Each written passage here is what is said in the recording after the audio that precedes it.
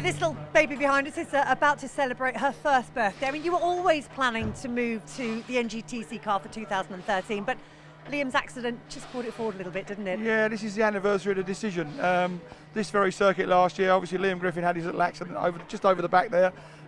It was okay. Liam had gone off, and then we saw flames and fire, and very dramatic. And obviously he was okay, which was the most important thing. But that was the moment I looked at Richard Townsend, my chief engineer, and said, "I think that decision's made, Rich. We're going to have a very, very busy 7 weeks." And then this one here, this very car, popped up at Snetterton, and it went from there. It was a very bold decision nonetheless, because the car's designed and built by you guys at Motorbase. As you say, you only had 7 weeks. It's a lot of work to do. Yeah, I mean, it was possible because we do it all in-house. We were never a constructor until that point, but the decision was made for us, really. It's the way British touring cars was going. It's a testimony to NGTC that, you can do it in 7 weeks because of the kit parts. So it was hard work, but it's been very rewarding, and we've got to get the best out of them yet. Cars outside, please, gentlemen, cars outside. What areas are you focusing on at the moment? Lots of different areas. Obviously the chassis is the main key. The NGTC concept, it means that everybody has fundamentally got the same components, and it's trying to find that sweet spot, and I think the cars are very temperamental in trying to find that spot, and we're certainly narrowing down the window of where that sweet spot is. 2 minutes, the pit lane opening, 2 minutes. How's the development coming on so far? Yeah, it's like we are learning. Like the other cars have a bit of an edge. Like they have had theirs a bit longer, and they've ironed out some of the issues. But like if you look at it, each race weekend, we end the weekend really strong. Pretty much any of the race weekends, like Thruxton, we finished 5th in the 3rd race, and if we'd gotten to start from there, like the other teams had, I think we would have been challenging for the wins. So it is a developmental process, but I think we're starting to make big inroads with it now, which is good. Is the car different to drive in comparison to the old car? It is, yeah, hugely different. It's a slightly different driving style. It's a heavier car. Everything is a lot heavier through the steering, the feel, the way the car reacts and responds. It's about 120 kilos more, which is a lot of weight when you're fully loaded in the corner, and it breaks away. The S2000 felt like a little toy car in comparison. This thing is like a monster truck because there's a lot more different components in it. The way the suspension is done in them, it's all horizontal. It's kind of a weird looking thing when you look under the skin of it, and when most people actually see inside them, they're pretty shocked at how it's put together.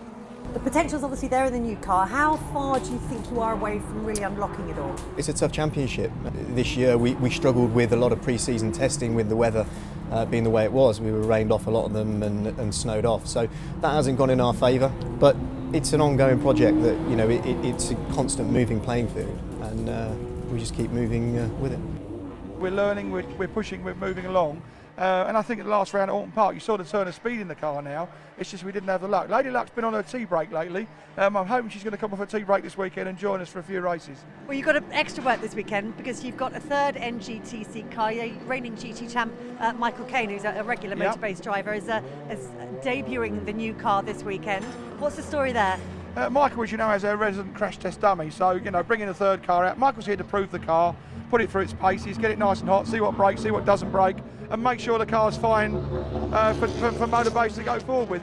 The most important thing for the sponsors and for Motorbase is that the car does all 3 races, and we can take the data and we can use it. And if my car's horrendous in race 1, but it makes the guys win in race 2 and 3, then we've done our job correctly. There's a new face in the team this weekend. 19-year-old Jake Hill is making his British Touring Car Championship debut with the team. What's the story there? Story there, Mr. Griffin's away on business, and it's not the cliche that it normally sounds. He's genuinely away working, and I'm curious. I want to see what he can do. The opportunities come up through Liam and myself, and I think he'll do a good job. And it's really good. You've got to bring young talent in, and Jake at 19 is definitely that. He's a young talent and one to watch. I'm overwhelmed that I'm going to make my touring car debut, so yeah, I can't wait. 3 solid finishes is definitely the aim. Obviously I don't want to really hurt the car or get into trouble of any sort of way, so I just want to I've 3 really solid races, but if I can, I'd love to win 1 Jack Sears trophy. That's my real aim this weekend. Everybody in the team puts in so much that we just don't get to see, so I'm hoping this is it this weekend. Before we go on a nice summer break, they'll have something to celebrate. We all want to win. We're desperate to win, and we for sure we will this weekend be trying to achieve that. But I think if we can go away with some solid results, I think we'll all be happy.